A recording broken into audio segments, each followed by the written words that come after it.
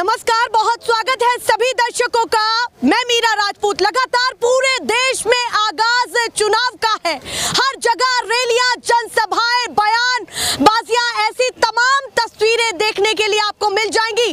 पर देश में एक तस्वीर ऐसी भी निकल करके सामने आ रही है जो देश ही नहीं, दुनिया की सबसे बड़ी पार्टी बीजेपी, उसका विरोध एक ऐसा समाज कर रहा है जो कोर वोटर माना जाता है बीजेपी का, क्योंकि लगातार पहले से ही समर्थन देते हुए आए। हालांकि इसमें कई चीजें इस मंच से भी कही गई है कि भैया जब बीजेपी नहीं थी तब हमने किसको समर्थन किया था, पर फिलहाल वर्तमान की स्थिति में देखें तो ये पूरे देश को पता है कि राजपूत समाज कहां समर्थन देता है। पर इसमें एक बहुत बड़ी चीज का जो है अड़ंगा भी लग चुका है। वो क्या है?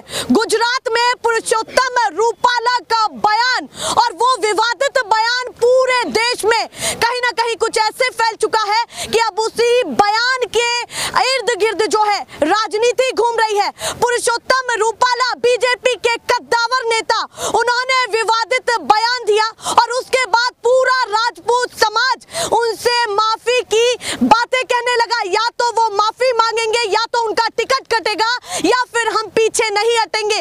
वहीं पश्चिमी यूपी में एक बात ये भी चल रही है कि प्रतिनिधित्व को खत्म किया जा रहा है।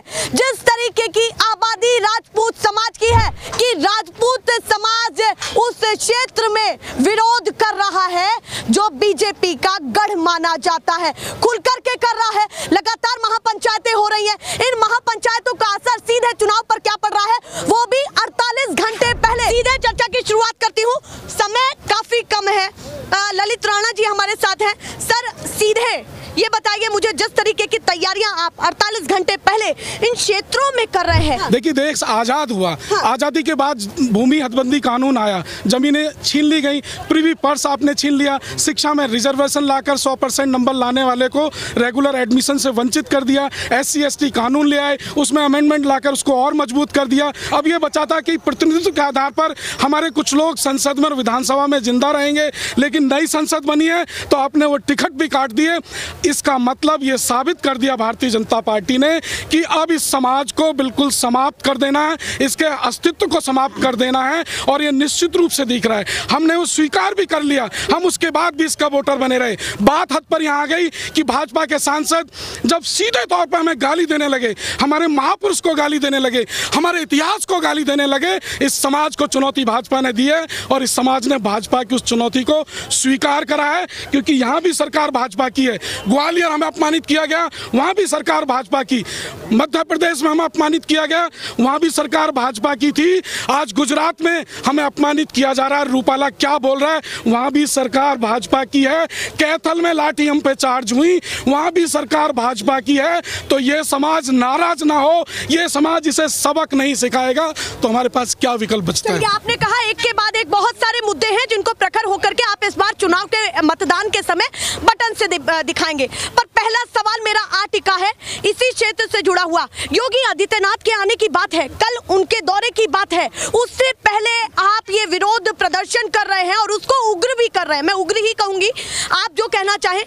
कैसे देखा जाए, योगी जी यहाँ पर आ रहे हैं और योगी जी जब भी इस क्षेत्र में आते हैं तो वो कहते हैं कि भैया मैं यहाँ से नहीं जीता तो कहाँ से जीतूंगा।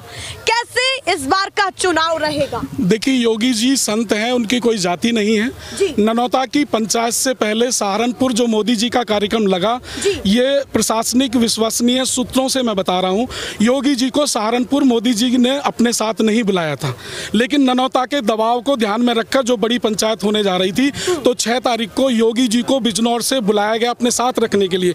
वहीं से लेकर गाजियाबाद उसी दिन शाम को रोड शो में योगी जी को साथ में रखा गया, जबकि उससे 4 दिन पहले ही मेरठ की रैली में उन्हीं योगी जी को ना फोटो लगा था और इग्नोर मारा गया। एक बड़े सूबे का मुख्यमंत्री खड़ा हो और उनसे हाथ मिलाना तो दूर, नजरें भी ना मिलाई जाएं। इतना परिवर्तन 2 दिन में इसलिए आ गया क्योंकि अब क्षत्रिय समाज नाराज है। तो हर अगले दिन योगी जी की पंचायत वहां लग रही है जहां जहां पंचायतें क्षत्रिय समाज कर रहा है। मतलब आप कह रहे हैं योगी जी को वहां भेजा जा रहा है जहां पर आप विरोध प्रदर्शन दिखा रहे हैं। एकदम प्रमाणित है। ननौता में लग गई, शामली में पंचायत लग गई, सरदना लग गई, अब कुशावली की तैयारी चल रही है। आज ये क्योंकि 15 दिन पहले डिक्लेयर हो गई थी तो 4 दिन पहले योगी जी की प्लखवा कल लग गई है। इसी क्रम में लगातार आगे पंचायतें हैं और योगी जी को पीछे पीछे लगाया जा रहा है। लगातार आप रूपाला के बयानों को लेकर के कह रहे हैं कि माफी मांगने को कहा, उसके बाद टिकट काटने को कहा, पर बीजेपी ने उनको टिकट दे दिया। ये बातें निकल करके सामने आ रही हैं। गुजरात से ये भी तस्वीरें निकल रही हैं कि चकाचक पूरा ग्राउंड भरा हुआ था और लाखों की भीड़ थी। ये तस्वीरें देखने के लिए मिल रही हैं। ये प्रभाव ही रहेगा या वाकई वोट बैंक पर भी प्रभाव जाएगा इसका? देखिए, क्षत्रिय समाज ने तय किया है, ये प्रायोजित नहीं है। हाँ। ये क्षत्रिय समाज के अंदर का निकला हुआ आक्रोश है। गुजरात के राजकोट में जो 15 लाख की भीड़ जुटी, महिलाएं पुरुष रात तक डटे। ये कोई पैसा देकर बस भेजकर मंगाई गई भीड़ नहीं थी, ये स्वयं लोग पहुंचे। ये जो पंचायत हो रही है आप देख रहे हो, कहीं आपने बस खड़ी नहीं देखी होगी। और इतनी भीड़ कभी भी कोई राजनीतिक पार्टी करती है तो 100 बसें गाँव भेजनी पड़ती है, संसाधन देने पड़ते हैं। ये आक्रोश स्वाभाविक है और ये आक्रोश इतना गहरा हो गया है कि अब केवल माफी से समाधान नहीं होगा। और रूपाला जी जैसे अगर ये माफी मांगे कि मेरे शब्दों से अगर मेरी पार्टी को कोई नुकसान होता है तो मैं माफी मांगता हूं और शब्द वापस लेता हूं, अगर पार्टी को नुकसान नहीं होगा इसका मतलब आप सही कह रहे हो, तो इस तरह की माफी मांगी जा रही है, उनको माफ कर दिया जाएगा। ये आक्रोश बहुत आगे बढ़ चुका है। बीजेपी 400 पार की बातें कहती है तो आपको कहां लगता है कि आप प्रभाव डाल रहे हैं और वाकई डाल रहे हैं? बार बार हर मंच से कहा जा रहा है कि 400 पार, जनता का पूरा समर्थन और खुला समर्थन हमारे साथ है। देखिए, हर पार्टी का कोर वोटर है और समाज का वर्गीकरण राजनीति ने कर लिया है, इसे झुटलाया नहीं जा सकता है। लेकिन जिनका जो कोर, बसपा का जो दलित कोर वोटर है, उन्होंने उनके लिए इतना किया है कि वो उनका कोर वोटर बना रहना चाहिए। समाजवादी पार्टी का एक कोर वोटर है, उन्होंने इतना किया है कि उन्होंने पीसीएस भी फर्जी लिस्ट बनाकर बनाए थे, ये प्रमाणित हो चुका है, तो उन्हें उनका कोर वोटर बना रहना चाहिए।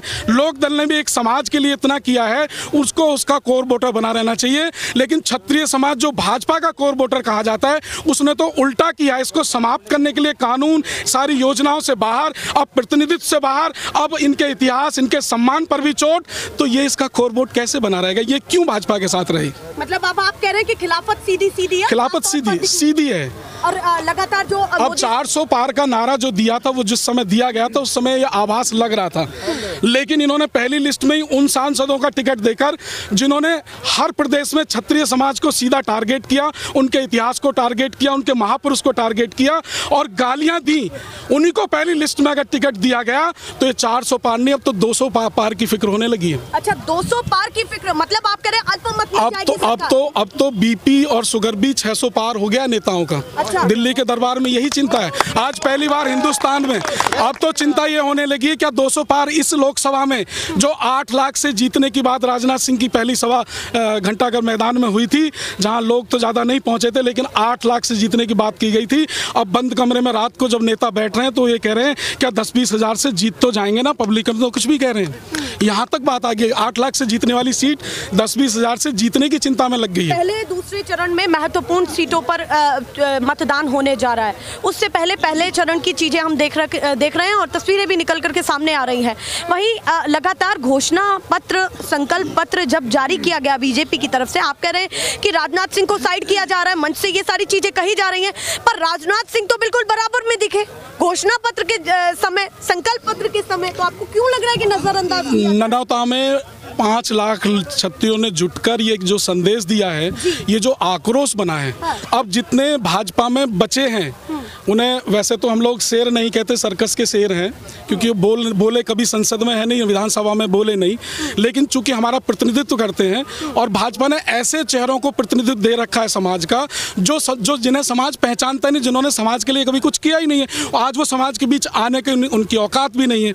अब उन्हीं को आगे रखा जा रहा है भाजपा द्वारा, क्योंकि अब ये भाजपा की मजबूरी होगी, भाजपा फंस गई है। अभी बीजेपी नहीं तो कौन, ये बातें चल रही हैं कि भैया बीजेपी ही ऑप्शन है आपके पास, उससे बढ़िया ऑप्शन कोई नहीं है। जब इंदिरा गांधी जी की डेथ हुई तो लोग सोचने लगे अब क्या होगा, देश बचेगा चलेगा। जब हमारे पंडित अटल बिहारी वाजपेयी जी की देहांत हुआ तो लोगों ने तब भी सोचा अब परिवार के जो मुखिया होते हैं उन्हें एक समय में जाना होता है, फिर परिवार की अगली पीढ़ी आके उसका नेतृत्व करती है। तो तैयारी किसकी अल्लाह ने की? नेतृत्व सामने आएगा, जनता जब बटन दबाएगी खुल के। 2004 में आपने देखा था, उस समय में भी एक नारा चला था भाजपा का, फील गुड फैक्टर। और उस फील गुड फैक्टर में इन्होंने 6 महीने पहले चुनाव करा लिए और सत्ता से बाहर हो गए, कांग्रेस आ गई, शायद ऐसे ही हो जाए। चलिए भैया, वो कहीं ना कहीं इन बातों को कह रहे हैं और प्रखर होकर के उन्होंने बहुत सारी बातों को रखा है। जिस तरीके की ये महापंचायत जगह जगह अलग अलग क्षेत्रों में हो रही है और अब तो राज्यों में भी अलग अलग राज्यों में ये तस्वीरें देखने के लिए मिल रही हैं। 48 घंटे पहले आपका इस तरीके से विरोध प्रदर्शन करना, क्या कहना चाहते हैं? कोई गुंजाइश है जो आप चाहते हैं कि बीजेपी उसको करे, या फिर वाकई जो आप कह रहे हैं कि आर पार की लड़ाई है वही होने? नहीं, सही माने में तो भेजी आप एक बात मानिए जी, कुल मिला के मोदी सरकार ने तो हमें उकसाया है। हाँ, अच्छा, उकसाया? मोदी सरकार ने तो उकसाया है। आप ऐसे लोगों को टिकट देंगे जो हमारे मान सम्मान स्वाभिमान पे आँच लाएंगे, जैसे पुरुषोत्तम रूपाला है। ना वो ये कहता कि क्षत्रियों ने, महाराजाओं ने अपनी रोटी बेटी का संबंध हमेशा मुगलों से और अंग्रेजों से रखा है, ना क्षत्रिय समाज नाराज होता।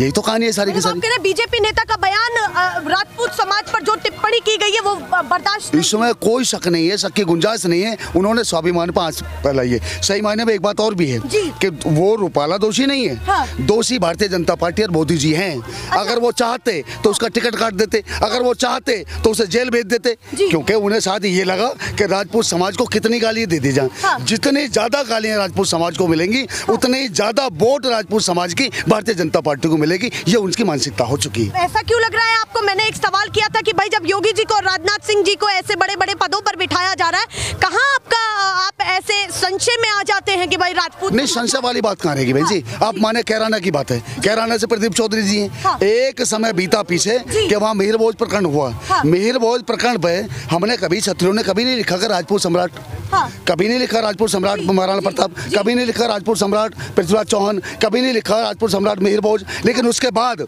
सारा विरोध होने के बाद भी अगर कहीं ना कहीं प्रदीप चौधरी का कोई लड़का है, वो कानूनी उल्लंघन करने के बाद और तब वो वहाँ कहता है, यानी कि उनके साथ निकलता है और वो गालियां भी देता है राजपूत समाज को। राजपूत समाज सहारनपुर कहता है, कैराना वाले लोग कहते हैं कि भाई इसको टिकट ना तो चाहे इसी बिरादरी का दूसरा दे दो। हाँ, चलिए एक बड़े मुद्दे पर लौट कर के आती हूँ। पूरे देश में 400 पार की बातें मोदी जी और शाह जी और बड़े बड़े नेता बीजेपी के कह रहे हैं। कहाँ, किस तरीके से? नहीं, सीधी सीधी बात बहन जी ये है, चुनौती की कोई बात नहीं। सीधा सीधा ये कह रहे कि वो करें 400 पार, हम करें बंटाधार।